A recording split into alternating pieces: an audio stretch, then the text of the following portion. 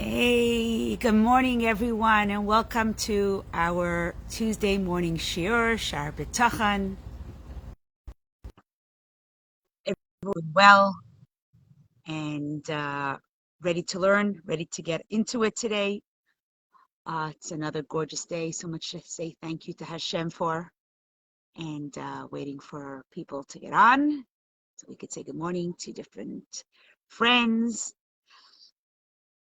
Hello, good morning. Let us know where you are watching from. Good morning, Lana. Hello, let us know where you're from. Put it down in the comments where you're watching and give me an emoji of how you're feeling today. Boker Tov. Good morning. Good morning, everyone. Just let us know where you're watching from so we can welcome you properly. I see some good hearts there. Hey, good morning, Becky. All the way from Israel. Hope everyone's doing well and you're enjoying your summer. How's your family, Becky? How's the new baby? Hope everyone's doing well. Good morning, everyone. Boker Tov. Hope everyone's loving the outdoors as much as we are here in Canada, in Toronto. Okay, so while everyone's joining, you can put down in the comments if you would like us to say Tehillim for anybody specifically.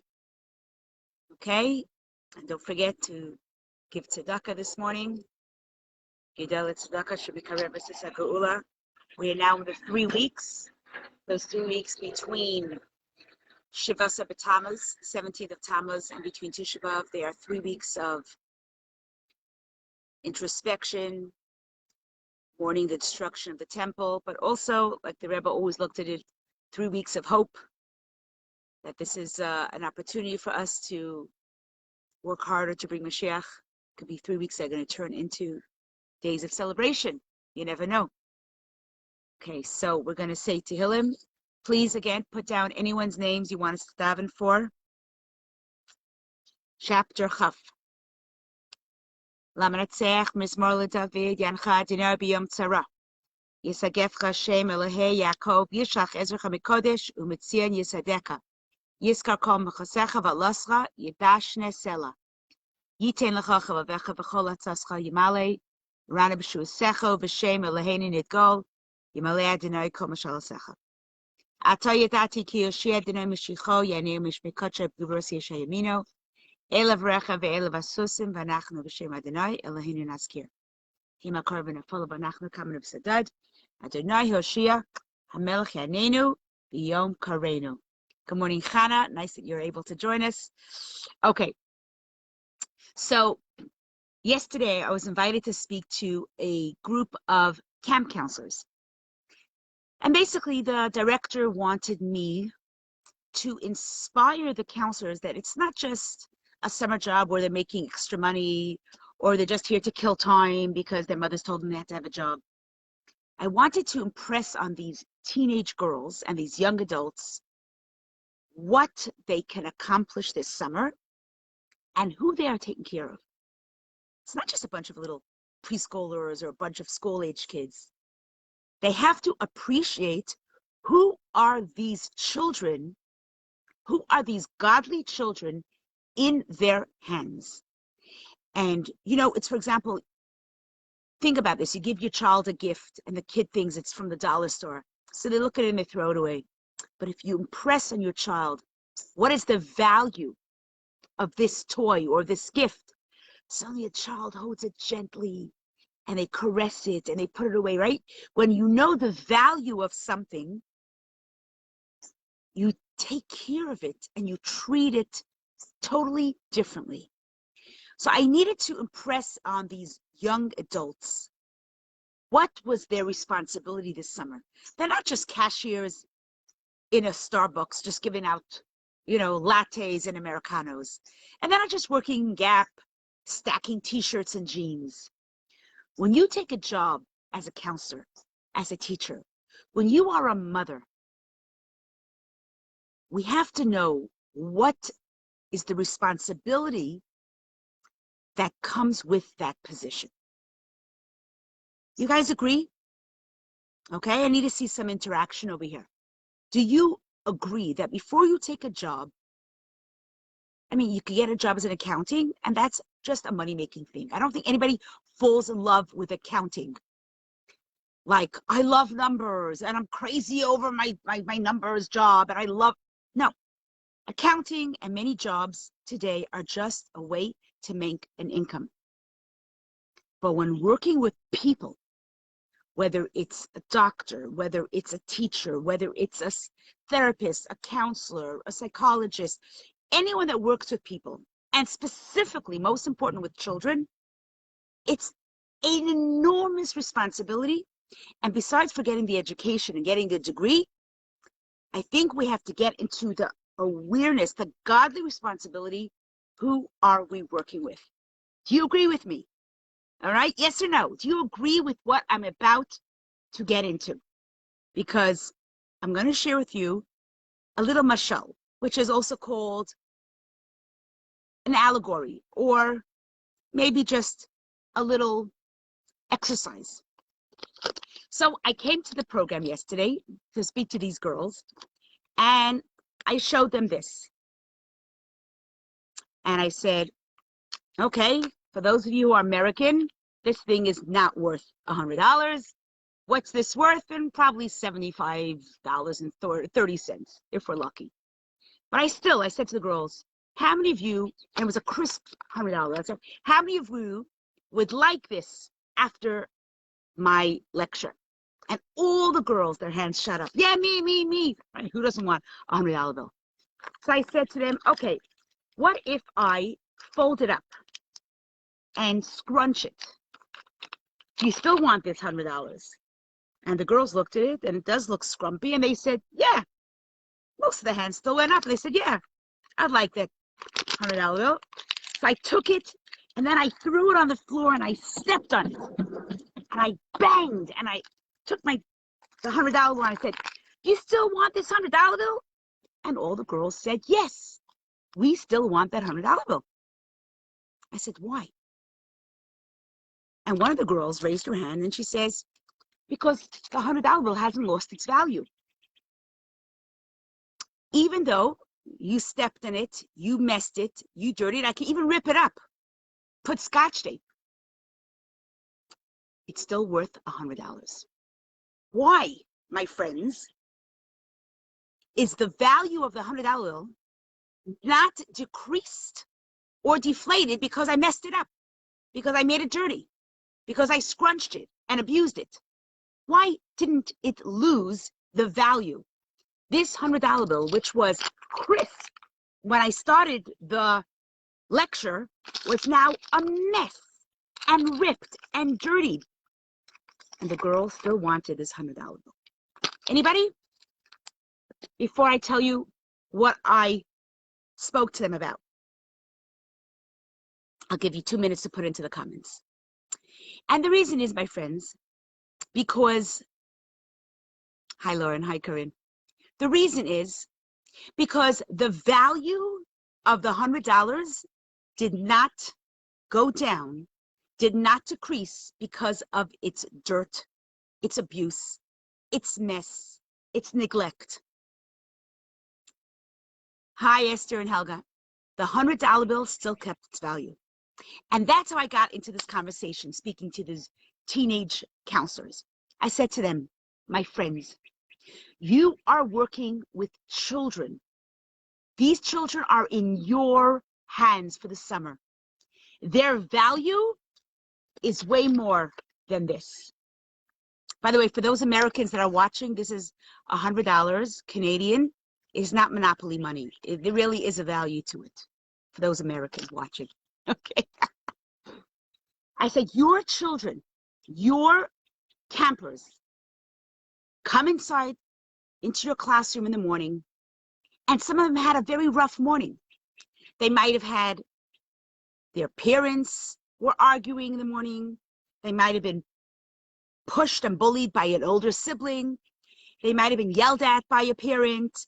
They might have gotten to the car crying and kicking because they're wearing the wrong shoes. By the time they came to camp, these children might have been a sloppy, crunched up $100. They might have really been abused. They come into camp and you see them, and these children are angry. They're pushing, they're pulling, they're scratching their friend, and you look at them and you go, oh, what a nuisance, this child. Why do I have such a kid in my bunk? And you run over to your head counselor and you go, can I change bunks? Or can you get this kid out of my bunk? This kid's a bully. This kid has problems. This kid's got issues. I don't want this kid in my bunk. Stop. Before you label a child, think to yourself, what is their value? And let me ask you, my friends, what is the value of a child who comes into your class, or might even be your child, and they are bullying, they are argumentative, they are challenging, they are abusive, and you think to yourself, what kind of child is this? Do I have to take care of this child? Why do I want this kid in my bunk? This kid is such a nuisance. Or a parent could say, this kid, I wish I never gave birth to this child. Just messing up my life. But just like the $100 bill that never ever loses its value, there is something inside every single child, and specifically a Jewish child, that has something. It is called a nefesh elokis. And for those of you who've been on our Tanya journey, please put down in the comments, what is a nefesh elokis? Hi, Ingrid. Good morning. What is a nefesh elokis? And what does your child have? That nefesh elokis, what is it? And what is it that gives your child value? Even if they have deficiencies, problems, challenges, all kinds of behavioral issues, what does your child have inside this nefesh elokis? What is it? Please put it down in the comments, or give me a thumbs up if you've heard that word before. Nefesh elokit. Have you heard that word before? All right, let me hear. Have you ever heard of that word? Ah, Tova. Excellent. Good, Becky. Good. Who else knows what that word means? A nefesh elokit is a piece of Hashem. And we're told that a minute a baby is born, vayipach Hashem, Hashem blows his essence into each child, which is called the godly soul. This nefesh elokis is that value that we're talking about. This nefesh elokis that sometimes looks like, from the external, it looks like it is deficient, it is horrifying, it is challenging, it is dismal, but it never loses its value because it's a piece of God. And I asked the girls, what does it mean by Yipach Hashem? So let me ask you, my friends, okay? Has a child ever approached you and asked you to blow up a balloon? All right, just give me a thumbs up, yes or no. Have you ever been asked to blow a balloon? And sometimes the kid says to you, oh, can you blow me another balloon? Another balloon? So let me ask you, how many balloons can you blow? You're sitting outside, the kids are playing, or your grandchildren or campers, and your kids come over and they go, can you blow me balloons? And they give you a package of 25 balloons. How many balloons can you blow up in one sitting? Okay, just give me an amount. Be honest. How many balloons can you blow up? And the answer, my friends, is maybe 3 or 4. If you're really in a great state, maybe 5. You can't blow more than that. Why? Why can't we blow up too many balloons? And of course, the answer is because when you blow, it comes from your inner breath. You are using your entire being to blow a balloon. All right? You can bake for hours, you can paint, you can draw, but blowing, the act of blowing, takes up way more energy than most activities. Because why? Because it's coming from your inner recesses of your being. That's what Hashem did when he gave us a nefesh elokis. He blew, and it's interesting that the word that Tanya uses, which is based on the Talmud, of course, says, Vayipach, Hashem blew, really sort of impressing on us that it wasn't like Hashem placed an official kiss, but Hashem blew. Hashem blew in each one of you a piece of God. Each one of you has a piece of Elokim. Chelek Elokah. Can you finish that sentence? If you learn Tanya with me, you know what that is.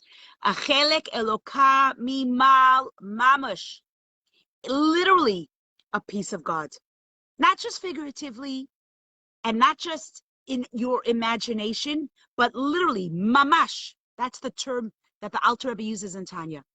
Hashem literally takes a essence, part of his essence, and gives it to you, which means that your value never will decrease. You will also always have the value that will never, ever, no matter if I rip this or not. Actually, I'll try to, actually, can't even rip $100 though. That's weird. American dollars you could rip.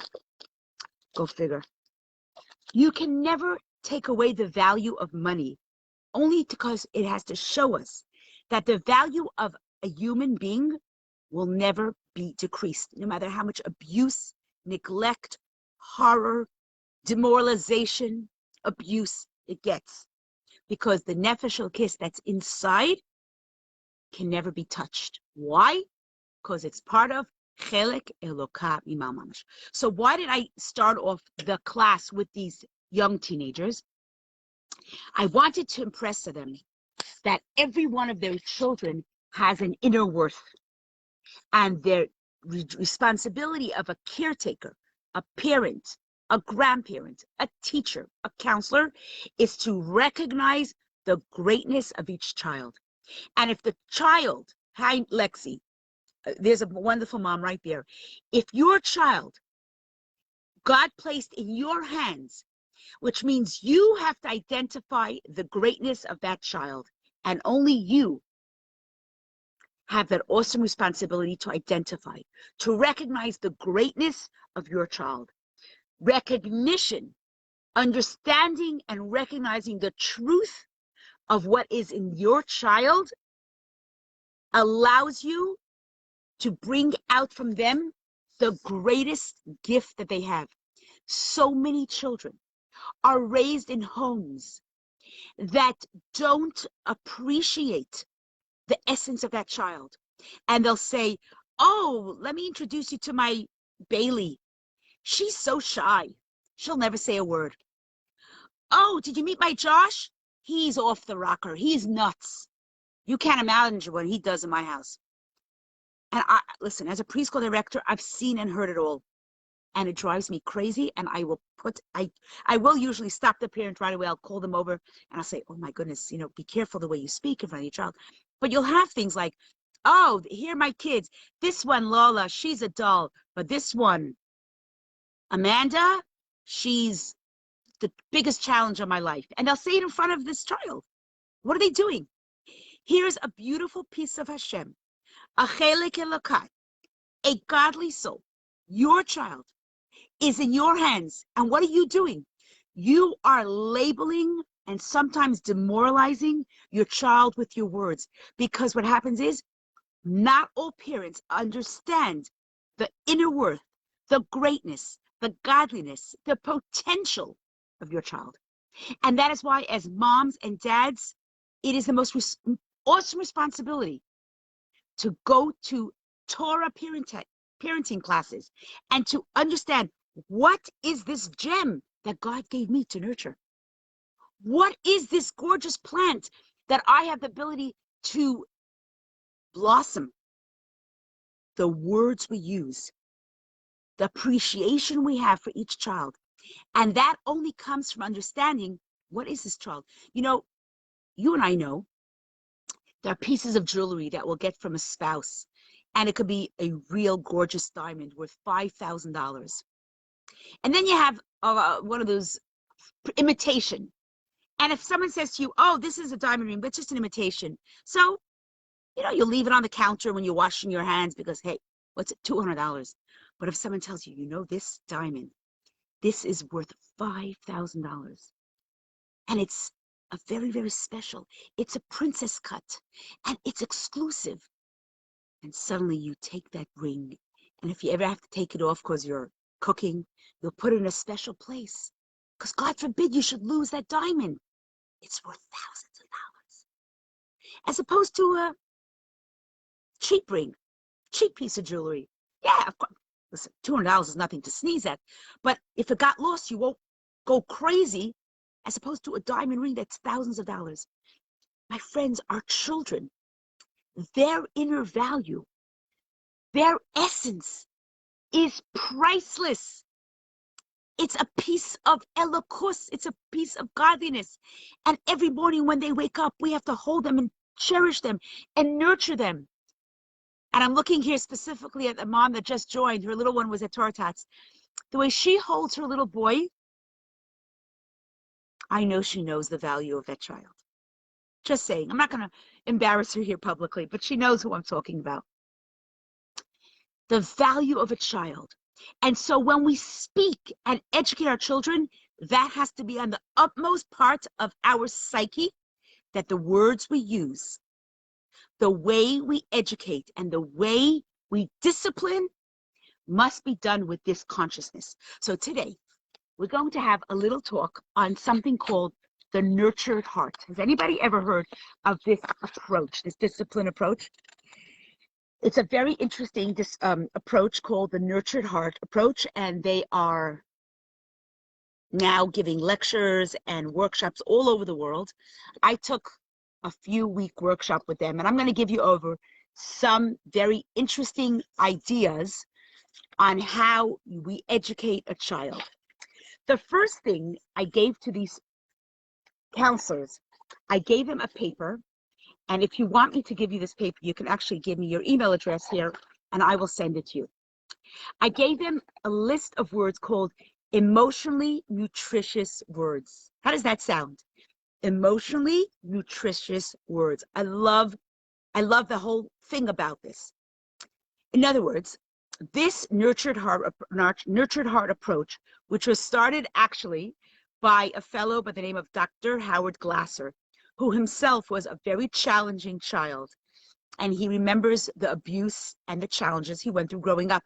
And he put together this whole philosophy, the psychology of how to raise children based on this nurtured heart approach. And he remembers the words that were used. He remembers the words that nurtured him and the words that abused him, because sometimes words can break us way more than sticks and stones, right? What's that slang? Sticks and stones. If you remember the slogan, sticks and stones are never hurt, but words can never break us. It's baloney. Words can break us and abuse us way more than sticks and stones, because you'll heal from a stick and a stone. But words, they are so raw, and they could demoralize and devastate a child. When a mother uses a word like lazy, silly, obnoxious, shy, crazy to a child, God forbid, that is scarring the neshama. And that is hard to heal. That takes a lot more time to heal than just going into a timeout. We have to be so careful with the words. So I gave these teachers, these counselors, this group of words. It's called emotionally nutritious words. And I'll give you an idea of some of the words. And it's listed from A to Z. So A would be using these words when speaking to a child. And the whole idea of using emotionally nutritious words is when a child comes into your bunk and they look like they're very sensitive, or they're having an emotional morning, or they're very disturbed, or they're anxious. You start by nurturing them, by giving them nurturing words. So you'll say to the child, wow, today I see that you're a great listener. You are a good friend. You are so brave. You bring out the best in others. I love how you are being powerful. You are so compassionate. I noticed, darling, that you are being so creative and so cooperative. And I like how you've been courteous. Let's go on. You are such a deep thinker. You are determined. You are dignified and you are dedicated. And you'll continue those words by giving examples like, you are such a cooperative little girl. I love how you participated in our circle time today. You are delightful. I love how you were singing along with your friends and you shared with your friends. You are exceeding expectations. You are so eager to learn. You are so energetic, right? Think about this. Think of these words that are so nutritious. Think about what they do to a little girl that comes to camp. You say, wow, you are so faithful. You are so focused, forgiving, full of joy, flexible. Think about it as an adult if we were hearing these words all the time. Generous, gentle, giving, grateful, genuine, gracious. Wow, listen to these words. It's like vitamins to a soul. You are helpful. You are having unique ideas. You are honorable, honest, hopeful, humorous, humble. You get my drift, right? These are nutritious words. It's like for those of you who love planting now in the summer here, we have 2 months of planting, right? Got to get it in. And you say, wow, what do I have to do? What kind of vitamins do I give to my plants? I want to see my annuals really blossom this summer. And the gardener says, well, you got to put in this vitamin, this vitamin. Those are plants. What are we giving our children? What are we feeding our students? What are we feeding our spouses? Think of these nutritious words and think about how you can use them every day. So there are 2 stands that I teach these counselors. There's stand number 1, which is no, and stand number 2, which is a yes. What's stand number 1? So stand number 1, I say to the students, stand number 1 means that you do not feed the children with negativity. So for example, if a child just bit someone, why do you think the child is biting? Many times the child is looking for reaction, for attention from an adult.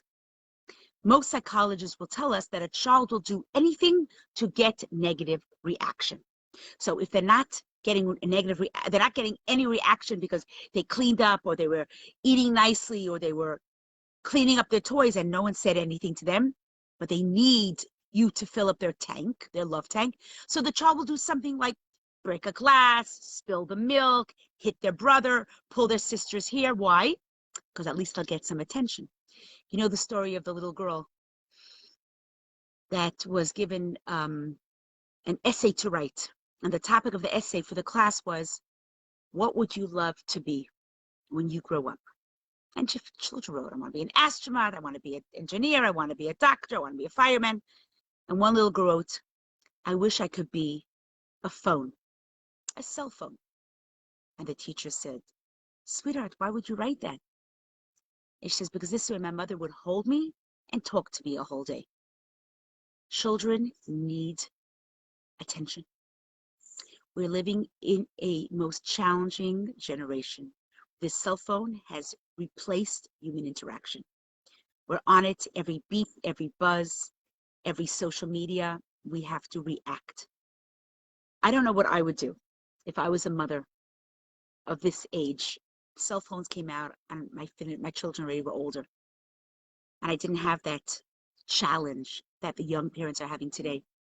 But I always tell my daughters and my sons, when the kids are home, put those phones away until they're asleep. Don't make it your lifeline. Check it. And then what about reacting and interacting with our spouses? Again, couples are sitting on the couches all night with their phones. But I digress. Let's get back to the children. So a child is vying for your attention, but you're on the phone. So what do? They have to do something drastic to get your attention. And it could be biting their brother. And if a teacher doesn't give the attention, they might spill out a bucket of crayons just that you'll come over and give them attention. So the stand number 1 is do not give attention for negativity. You have to, of course, if a child bites or pulls, you have to remove the child from the situation, but you don't give overly attention. You don't overdo it with attention. You give the child that was hurt the attention.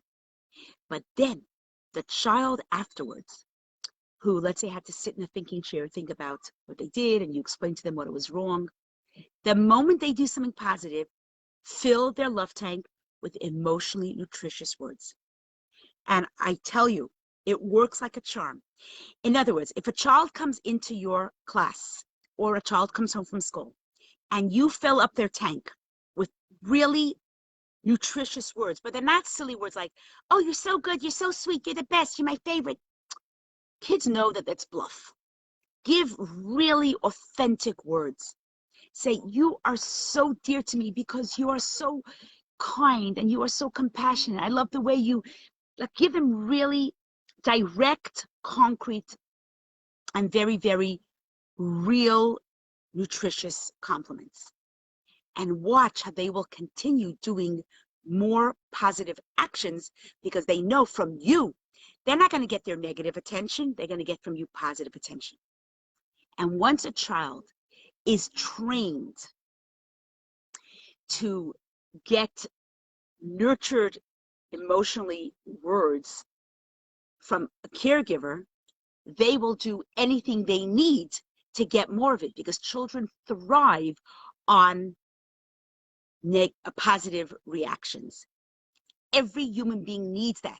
It's part of our framework. It's part of our makeup. We need it. So we will do anything we need, anything we can to get reaction. If you listen to this nurtured heart approach and do not overdo it with the negative reaction. So remove the child from a dangerous situation, remove a child if they hurt someone, but don't overdo it because they're getting exactly what they want. They're getting reaction. They're getting attention. But instead, focus on these emotionally nutritious words. Fill up their tank. Fill it up. And you're doing two things. Number one, you're keeping them away from Sormei Ra. You're keeping them away from doing negative behaviors. But more than that, you're taking their soul and you're lifting it. You're elevating it. You're making them feel whole, complete. Self-esteem is going through the roof because you are showing them their potential. You're allowing them to see what their godly soul is capable of, that you resonate with them, that you have hopes, that you know what they are capable of. When a child hears enough of this, they know my mom thinks I am an avid listener. My mom thinks I am a faithful person. My mom thinks that I am a giving child. My mom thinks that I am so committed. I got to do more of that. I got to prove to her that she's right. My mom knows that I'm generous. My dad knows that I'm a great worker. My teacher knows that I am a problem solver. My dad knows that I am cooperative. My principal knows that I am very connected. And on and on and on. So we got to fill it. Listen, my friends. I mean, I can give you a zillion examples. You want to make a cake, and you throw in the cake flour and sugar, and you leave out everything else. What is that cake going to taste like? Ugh. But you throw in all kinds of herbs and spices and delicious ingredients, and suddenly what you get will be the most delicious smelling and tasting product. It works like that with our jobs. It works like that with our home. It works like that with our plans. It works like that in any relationship. So the bottom line is this, my friends. Hashem gave each of us a responsibility. Take that Elokis. Take that godly soul. Nurture it. Develop it. Plant it. Nourish it. And you will see the results will be outstanding. So what I need you to do is, I need you to give me your email address, or you could send me privately an email. My email is rebbitzin@chabadmarkham.org. You could send me, I'll put my email address on the comments. You could send me an email and I will send you these emotionally nutritious words. I love it. I love the whole focus of this. I love how we tell our children when they are going through a challenge, we tell them, go out and breathe. We don't condemn. We don't neglect them. We don't give them negative environments and negative words. We say to them, you need to let go. You need to focus. You need to breathe. You need to reset. But we don't focus on their negative. We nurture the positive. And obviously, this is a 6-hour course, which I'm not going to give you in 20 minutes, but you get the gist of it. We all have that nefesh elokis.